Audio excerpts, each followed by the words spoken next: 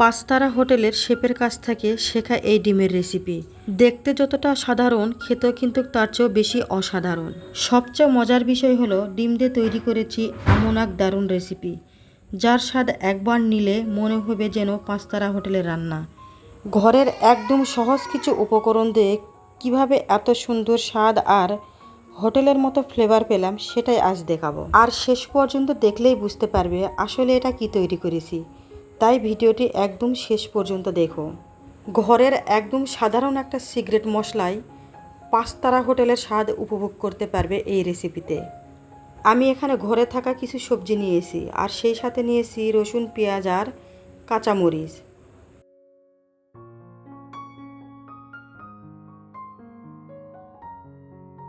গাজরের খোসা ছাড়িয়ে আমি কুচি কুচি করে কেটে নিব।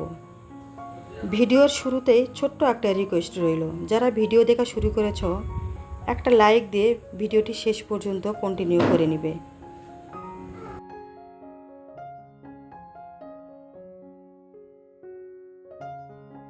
আর দামি দামি কোনো হোটেলে যেতে হবে না, দামি হোটেলের স্বাদ ঘরেই উপভোগ করতে পারবে যদি ভিডিওটি শেষ পর্যন্ত দেখে থাকো।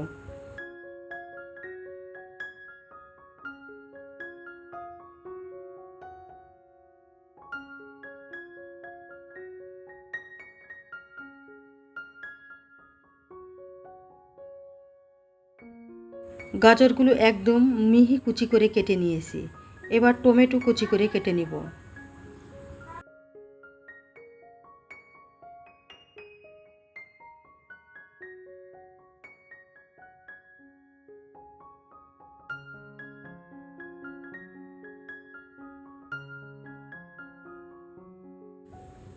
টমেটোর বোটার সাইডে যে কালো অংশ আছে সেটা কেটে নিয়ে গাজরের মতো মিহি কুচি করে টমেটোগুলো কেটে নিতে হবে। তোমরা চাইলেই কিন্তু এখানে আরও কিছু সবজি অ্যাড করে দিতে পারো, যেমন মটরশুঁটি, বাঁধাকপি, বরবটি এ ধরনের সবজি অ্যাড করে দিতে পারো, তার সাথে পেঁপেও দিয়ে দিতে পারো।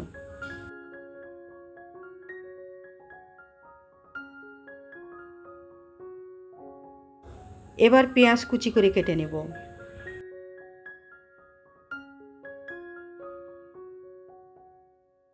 ঘরে থাকা সাধারণ উপকরণ দিয়ে হেলদি অ্যান্ড টেস্টি অসাধারণ রেসিপি তৈরি করব। কাছে বা দূরে, দেশ বা দেশের বাইরে যে যেখান থেকে আজকের এই ভিডিওটি দেখছো সবাইকে অসংখ্য ধন্যবাদ। সবার জন্য অনেক অনেক দোয়া আর ভালোবাসা রইল।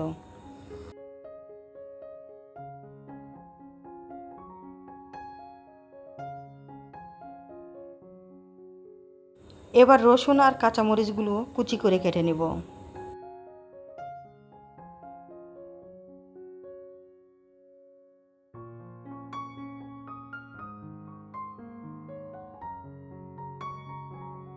সবগুলো সবজি আর পেঁয়াজ, মরিচ, রসুন কুচি করে কেটে নেওয়া হয়ে গেছে। এবার 1 ইঞ্চি পরিমাণে আদা কুচি করে কেটে নেব। তোমরা চাইলেই কিন্তু আদা গ্রেটার দিয়ে গ্রেট করেও দিয়ে দিতে পারো।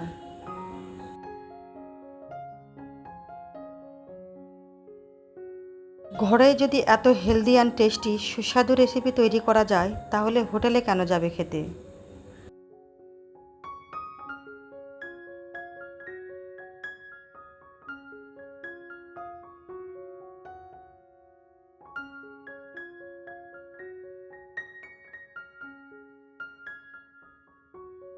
আমি এই রেসিপি তৈরি করতে যে কটা উপকরণ নিয়েছি সবগুলি কুচি কুচি করে কেটে নিয়েছি।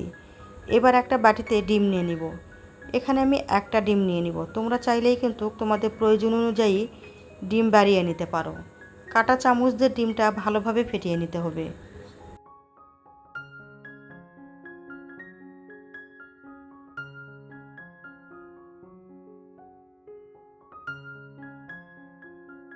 ডিম ভালোভাবে ফেটিয়ে নিয়েছি, একটা সাইডে রেখে দিব। আমি এখানে আরও একটা বাটি নিয়ে নিলাম। এখানে 2 থেকে 3 চা চামচ কর্নফ্লাওয়ার নিয়ে নিব। কর্নফ্লাওয়ারগুলো পানি দিয়ে ভালো করে গুলিয়ে নিতে হবে।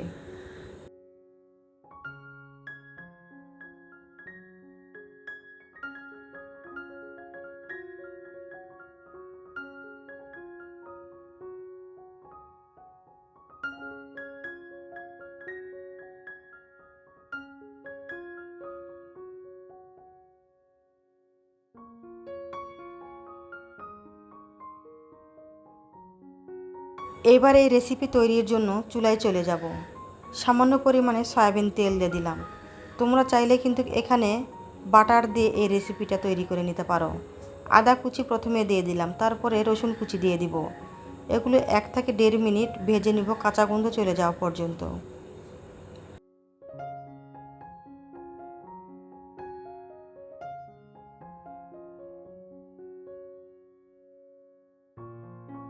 এবার পেঁয়াজ কুচি দিয়ে ভেজে নিব পেঁয়াজগুলো নরম হয়ে আসা পর্যন্ত।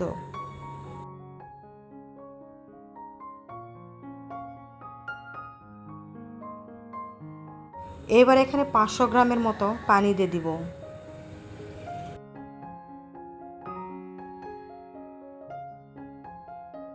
চুলার আঁচ এ পর্যায়ে হাই ফ্লেমে রেখে রান্না করে নিতে হবে।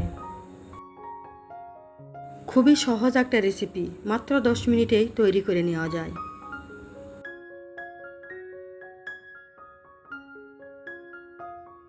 পানিগুলো যখন ভালোভাবে ফুটিয়ে আসবে, এখানে সবজি আর কাঁচামরিচগুলো অ্যাড করে দেব।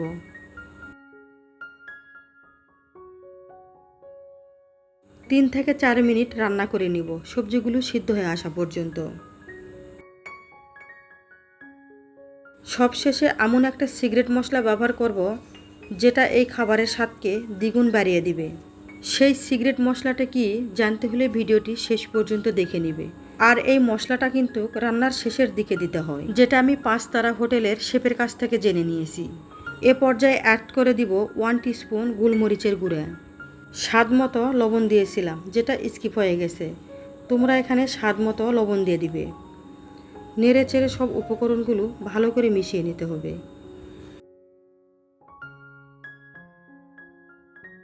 এ পর্যায়ে টকবগিয়ে যখন বলক উঠে আসবে, তখন এখানে ফেটিয়ে রাখা ডিম দিয়ে দিব আর একটা খুন্তির সাহায্যে নেড়ে দিতে হবে। তাহলে দেখবে ডিমের টেক্সচারটা অনেক সুন্দর আসবে। এত সহজেই এত সুন্দর টেস্টিফুল রেসিপি যদি ঘরেই তৈরি করা যায়, তাহলে তোমরা কেন বা বাইরেই কিনে খেতে যাবে।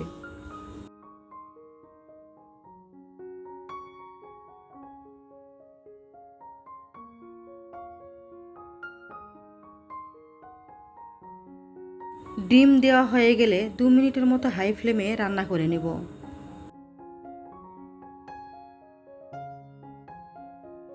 আমার আজকের এই রেসিপির কোথাও কোনো অংশে যদি তোমাদের কাছে ভালো লেগে থাকে, আর যারা আমার চ্যানেলে নতুন বন্ধু এসেছো, তোমরা চাইলেই কিন্তু আমার চ্যানেলটি সাবস্ক্রাইব করে বেল আইকনটি অল করে রেখে দিতে পারো।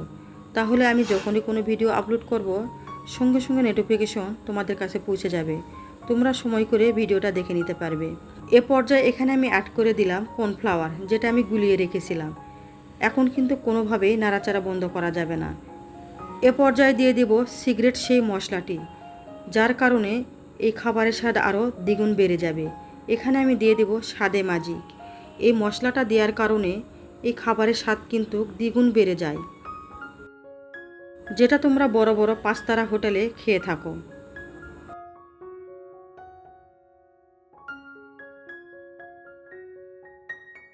রান্নাটি একদম শেষের দিকে, আর 1 মিনিটের মতো রান্না করে নেব। সেরকম পর্যায়ে এখানে দিয়ে দিতে হবে ধনিয়া পাতা কুচি, আর দিয়ে দেব 1 ফালি লেবুর রস দিয়ে 1 মিনিটের মতো নেড়েচেড়ে মিশিয়ে নিয়েই পরিবেশন করে নিব।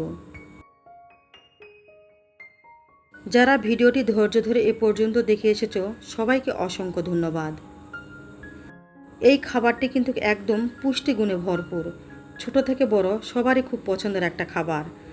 সর্দি জ্বর হলে মুখে কোনো স্বাদ থাকে না, তখন কিন্তু এই খাবারটি সবারই জনপ্রিয় হয়ে থাকে। খাবারের টেক্সচারটা দেখে তোমরা বুঝতে পারছো কতটা লোভনীয় হয়েছে। বাচ্চা থেকে বুড়ো সবার খুব ফেভারিট একটা খাবার।